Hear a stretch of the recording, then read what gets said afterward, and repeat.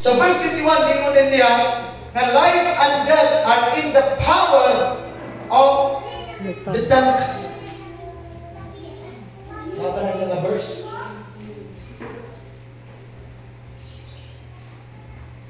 Basahan na ito makaisunan. 18 verse 20.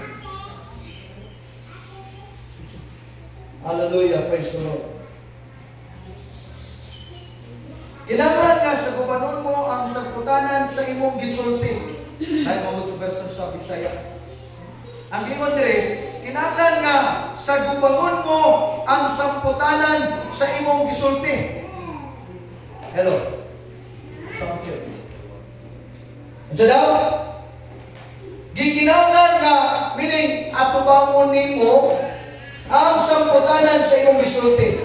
Verse 21. Ang imong isulti magaluwas o mulaglag sa kinabuhi, busa kinahanglan gawaton mo ang samputanan sa imong gipanulti. Ayaw ka discourage kung mo rin itabo nimo kay resulta ra pud na sa imong sige panulti. Aliwin me. Amen. Sika gingon nga luya kayo oy.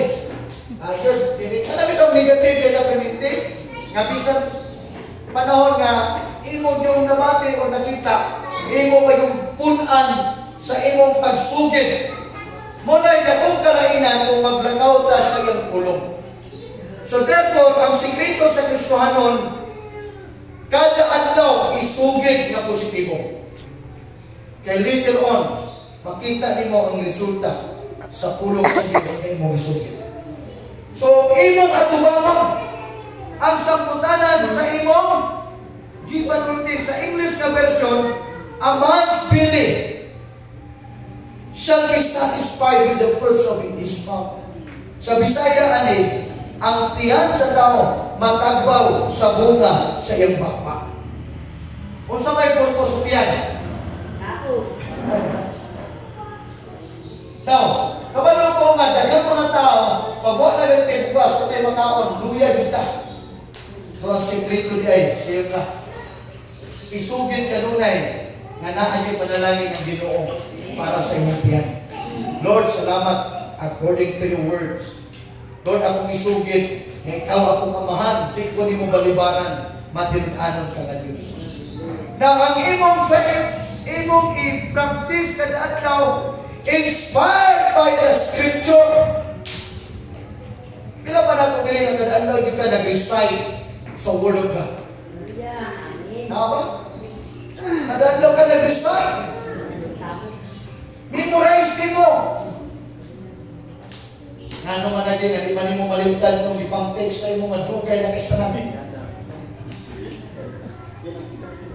Pero ang pulong sa Ginoo, sige kalimtan. I don't know kung gibuhat pa ninyo ito nga at least, sabot ka, entire Bible.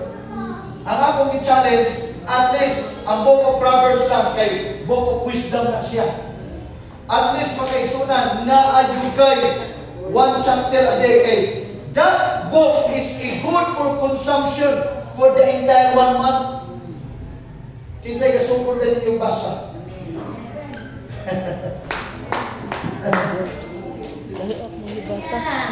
Ayaw ninyong pakiasa.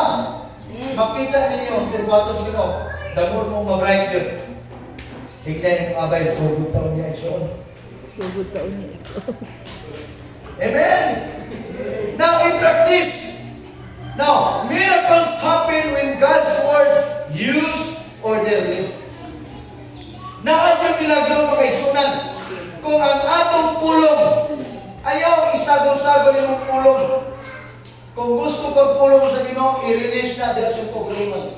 Ayaw sa glory o mga negatibo nga, ambot na kami, may tabo, baka nga akong libasa. Ambot na kami. Kalamit kong sa'y, anak kita ba, doubtful kayo sa atong libasa. Huno na ang makaisunan, nga diya naging sa Ginoo ang tanan posible. Sino kung sa tabo sa passage na itong libasa? Nahipulong ang mga tinunan.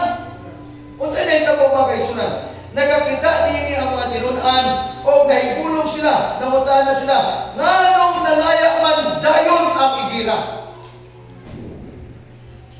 Try to imagine. Ingon ang mga tinunan, mata sa mata ha? Nakita nila pag ni Jesus, ikaw dili na ka mamunga. Diya-diya na yun, namatay ang maong kahoy. Ang mga dahon ng laya, nakita yun sa mga tinunan. Wow! Kung ikaw ka nakakita, unsa kay mong matiwan na literal nakita nimo. Nahimulong ang mga tinunan. Sa Jesus pitubag, mao kini ang tinuod.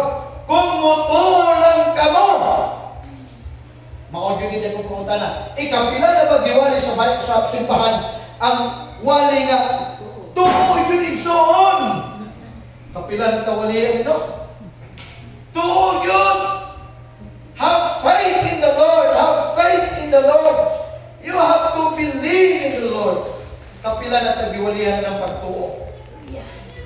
Pero hilak mangyapon ta perminti